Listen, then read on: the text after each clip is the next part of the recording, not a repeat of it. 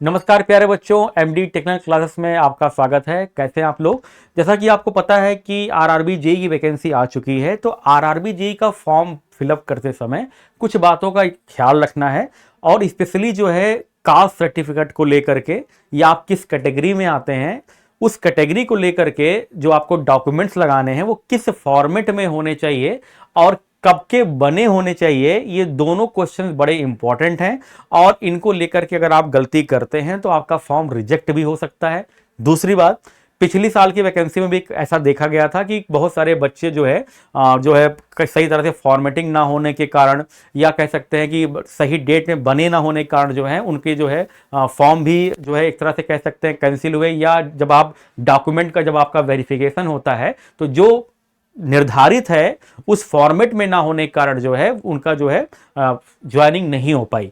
तो इन सब बातों को ध्यान में रखते हुए मैं आपको पहले से बता रहा हूं कि आपको कौन कौन से डॉक्यूमेंट बनवाने हैं, किस फॉर्मेट में बनवाने हैं, किस डेट तक बनवाने हैं, इन सब का भी जो है आपको बहुत ख्याल रखना है। तो फॉर्म भरते समय इन सब को गलतियां आपको बिल्कुल नहीं करनी है, ठीक है ना। चलिए आइए देखते हैं कि क्या क्या चीजें हैं बेटा इसमें।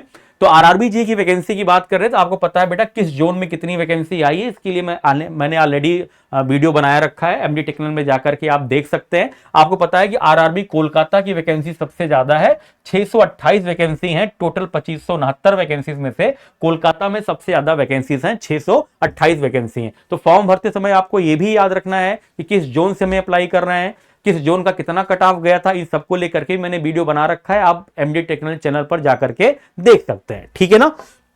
दूसरी बात, ये आपका फॉर्मेट है कास्ट सर्टिफिकेट जो भी आप लगाते हैं बेटा, सबसे इंपॉर्टेंट बात क्या है कि आपका जो सर्टिफिकेट है वो आपका सेंट्रल गवर्नमेंट का होना चाहिए। किसका होना चाहिए बेटा? सेंट्रल गवर्नमेंट का होना चाहिए।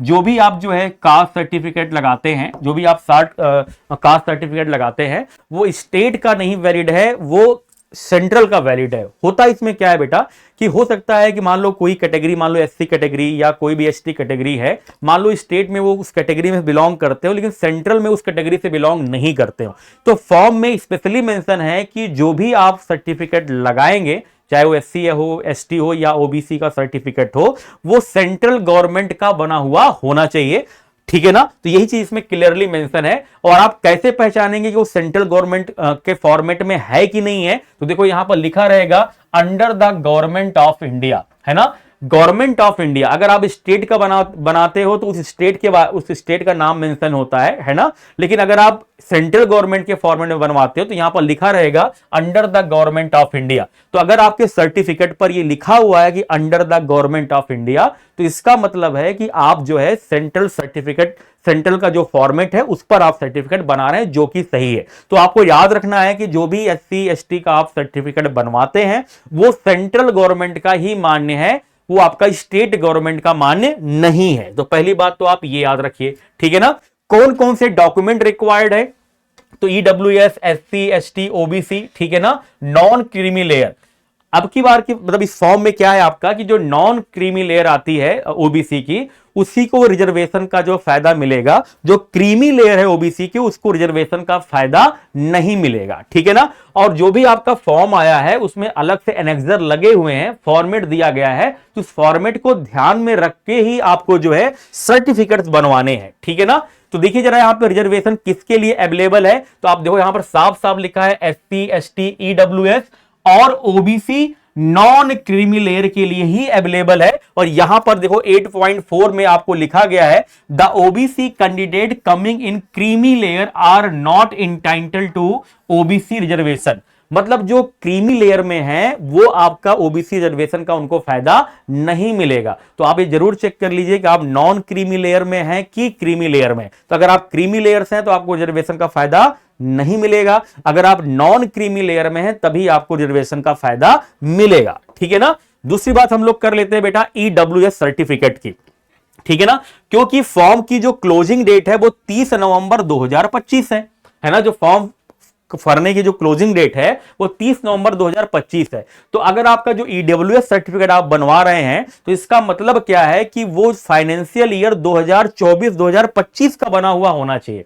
2024 और 2025 का बना होना चाहिए फाइनेंशियल ईयर। इसको आप याद रखिए, जो फाइनेंशियल ईयर है क्या होना चाहिए, 2024-2025 का होना चाहिए और 30 नवंबर 2025 के पहले का बना हुआ होना चाहिए जो आप वहां पर लगाओगे। अब ये जो सर्टिफिकेट है ये पहले बने हुए होने चाहिए, या पहले आप 30 नवंबर 2025 के पहले आप बनवा लीजिए, क्योंकि फॉर्म भरते समय आपसे पूछेगा कि आपका सर्टिफिकेट नंबर क्या है, ये आपका जो कौन आपकी अथॉरिटी क्या है जो इशू कर रही है, वो सबके बारे में आपके पूछेगा। तो ये आप जरूर बनवा लीजिए अगर आप नहीं बनवाएं ईडब्ल्यूएस सर्टिफिकेट तो। और ये जो आपका है 2024-25 फाइनेंशियल ईयर का लगेगा, ये भी आपको याद रखना है अगर आपको इसमें कुछ फायदा लेना है तो। दूसरा बात, अगर हम लोग बात कर ले बेटा एससी एसटी सर्टिफिकेट का, तो एससी एसटी सर्टिफिकेट भी आपका सेंट्रल गवर्नमेंट का होना चाहिए, ये याद जरूर रखिए। हालांकि होता क्या है कि अगर एससी एसटी सर्टिफिकेट एक बार बन जाता है तो वैलिड होता है, लाइफ टाइम वैलिड होता है, लेकिन जो आपका बिहार गवर्नमेंट के साथ बिहार के जो बिहार के स्टूडेंट हैं वो जरा ध्यान रखें कि उनका जो सर्टिफिकेट है वो 1 सितंबर 2024 के बाद का बना हुआ होना चाहिए, क्योंकि वहां से कुछ लोगों ने प्लान भी किया था। तो अगर आप बिहार से हैं तो 1 सितंबर 2024 के बाद का आपका जो है एससी एसटी सर्टिफिकेट बना हुआ होना चाहिए, स्पेशली बिहार के लोगों के लिए। बाकी जो एससी एसटी सर्टिफिकेट होता है वो तो आपका टिल लाइफ तक जो है वैलिड होता है, इसमें कोई दिक्कत नहीं है। तो यहां पर लिखा है for SC ST candidate migrated from Bihar, जो बिहार से माइग्रेट हुए हैं, the certificate must be issued on और आफ्टर 1 सितंबर 2024, मतलब 1 सितंबर 2024 या उसके बाद का बना हुआ होना चाहिए एससी एसटी सर्टिफिकेट। ये केवल बिहार से जो माइग्रेटेड हुए हैं, जो बिहार से माइग्रेट किए हैं, केवल उनके लिए है, सबके लिए नहीं है, ठीक है ना। चलिए इसके बाद जरा हम लोग देख लेते हैं OBC non creamy layer certificate के बारे में। तो आपका बेटा जो ओबीसी सर्टिफिकेट होता है वो 3 साल के लिए वैलिड होता है, लेकिन जो क्रूशियल डेट इशूड ऑन और आफ्टर 1 अप्रैल 2025, मतलब जो क्रूशियल डेट है, ठीक है ना, हम कह सकते हैं but not later than last date application of 30 November 2025, मतलब 30 नवंबर 2025 के बाद का बना हुआ नहीं होना चाहिए, उसके पहले का बना हुआ होना चाहिए। और आपका जो ओबीसी सर्टिफिकेट है वो 3 साल तक वैलिड होता है, आपको ये भी याद रखना है। और 30 नवंबर 2025 के बाद का बना हुआ नहीं होना चाहिए, ये आपको याद रखना है। और आप क्रीमी लेयर से बिलोंग ना करते हो, नॉन क्रीमी लेयर वाले जो ओबीसी कैंडिडेट है उन्हीं को ही रिजर्वेशन का फायदा मिलेगा। तो बेटा ये भी एक तरह की परीक्षा होती है कि आप जो सर्टिफिकेट लगा रहे हैं, जो डॉक्यूमेंट लगा रहे हैं, बिल्कुल सही लगा रहे हैं, जिस फॉर्मेट में कहा गया उस फॉर्मेट में आप लगा रहे हैं। तो जो भी चीजें मैंने आपको बताई हैं उनको जरूर ध्यान में रखिए। अगर आपको कोई कंफ्यूजन हो तो कमेंट करके जरूर बताइएगा। अगर इससे रिलेटेड कोई और वीडियो चाहते हैं तो वो भी आप कमेंट करके जरूर बताइएगा। तो आई होप आपको इंफॉर्मेशन ये अच्छी लगी होगी। साथ ही साथ अगर मैं बात कर लूं बेटा कि यहां पर जो और भी आपके जो डॉक्यूमेंट्स हैं सबके जो एक निर्धारित फॉर्मेट में होने ही चाहिए। अगर आप आरआरबी जेईई का बैच लेना चाहते हैं तो हमारे यहां आरआरबी जेईई का बैच चल रहा है बहुत ही कम रेट में, मात्र 899 रुपए में सीबीटी 1 और सीबीटी दोनों की तैयारी कराई जा रही है साथ में, ठीक है ना। दूसरी बात, अगर हम बात कर लें, अगर आपको केवल सीबीटी 1 बैच लेना है तो आप मात्र 699 रुपए में ले सकते हैं। अगर आप सीबीटी 2 बैच लेना चाहते हैं तो मात्र 799 रुपए में ले सकते हैं और अपनी तैयारी अच्छे तरीके से कर सकते हैं, ठीक है। तो आप एमडी टेक्नोलॉजी चैनल को जरूर जो है सब्सक्राइब कर लीजिए, अगर इसके अलावा भी अगर आपको कोई इंफॉर्मेशन चाहिए। Thank you so much.